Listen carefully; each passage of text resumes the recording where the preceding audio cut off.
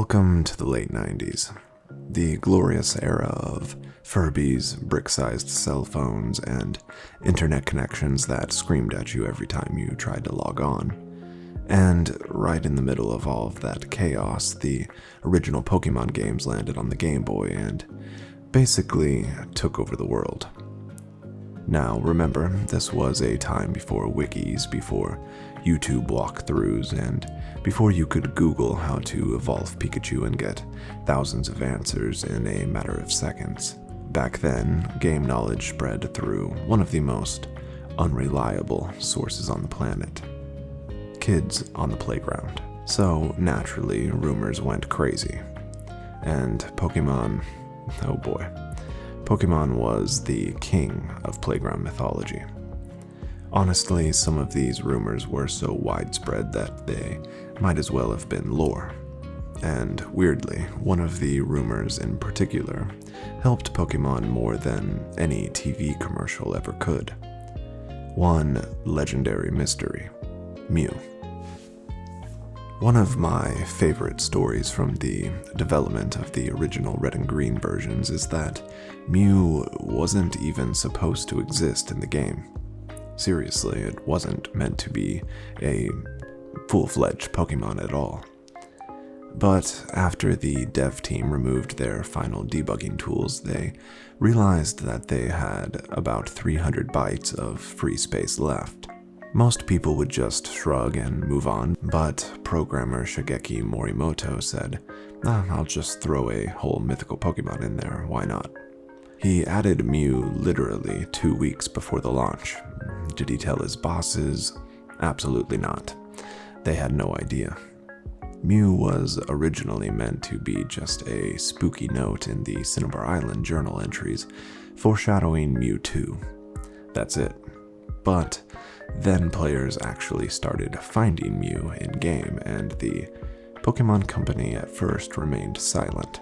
Eventually, though, through schoolyard rumors and networks of grainy pictures uploaded by early, heroic internet users, the truth eventually came out. Mew was indeed real, and it was in the game. And once everyone knew that, the hunt began. Theories were everywhere. People claimed that you had to beat the Elite Four a ridiculous number of times. Others said that you had to complete the Pokédex. There were even rumors about breeding Mewtwo with various Pokémon, including itself and Ditto, which is wild considering that breeding wasn't a thing at that point in the Pokémon universe.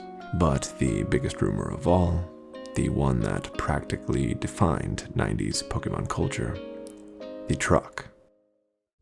The most famous inanimate object in Pokémon history, if not one of the most famous objects at all in Pokémon history. There was this random truck near the SSN, and I do mean random. The original games barely had any environmental details, so seeing a whole truck just chilling there was like spotting Bigfoot at the time. The problem was, however, that you couldn't reach it normally. It sat there on a little island you needed Surf to get to, but Surf wasn't accessible at that point in the game before boarding the SSN. So how did players get there? Well, kids are clever little gremlins after all. The method was to trade for a Pokémon that already knew Cut so that you could skip the SSN entirely. You would then progress until you got the HM Surf, then come back. You then would surf to that area and then use the HM Strength on the truck to push it out of the way. What would be uncovered after pushing the truck was also up for debate.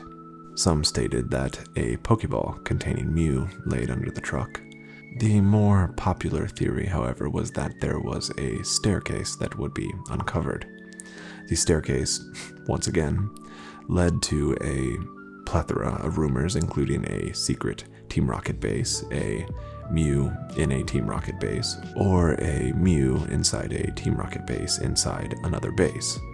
It really depended on which cousin's friend's older brother that you heard the rumor from. Since there wasn't a good way to verify anything at the time, these rumors lingered for years. I personally remember thinking that this was absolutely legit, like this was some sort of ancient Pokemon gospel. But sadly, the truck never did hold Mew. So how did players actually find it?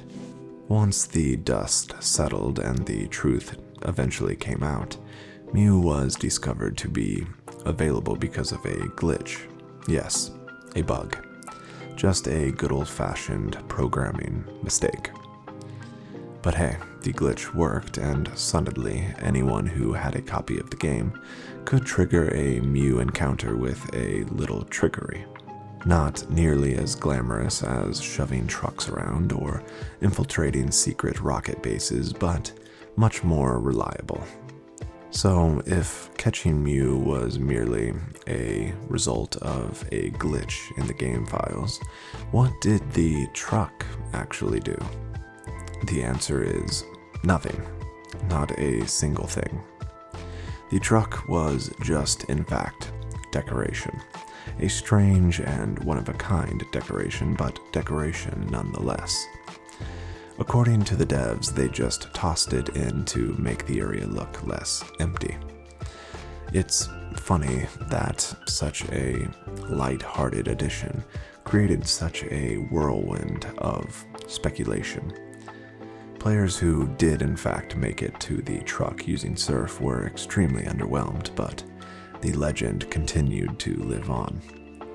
In fact, the legend got so big that Game Freak brought the truck back in the Generation 1 remakes, Fire Red and Leaf Green, as a wink to the audience. This time, if you checked behind it, you'll find a lava cookie.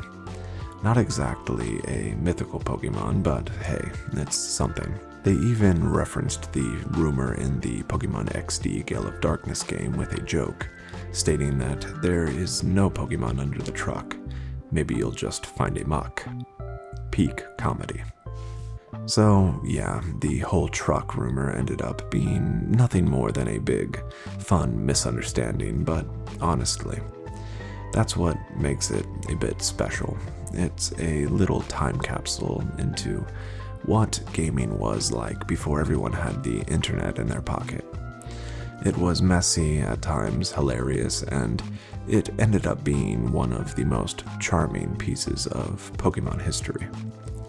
If you enjoy this type of Pokemon content, please subscribe to the channel and leave a comment with your stories about your experiences with this rumor or others that you would like to see covered.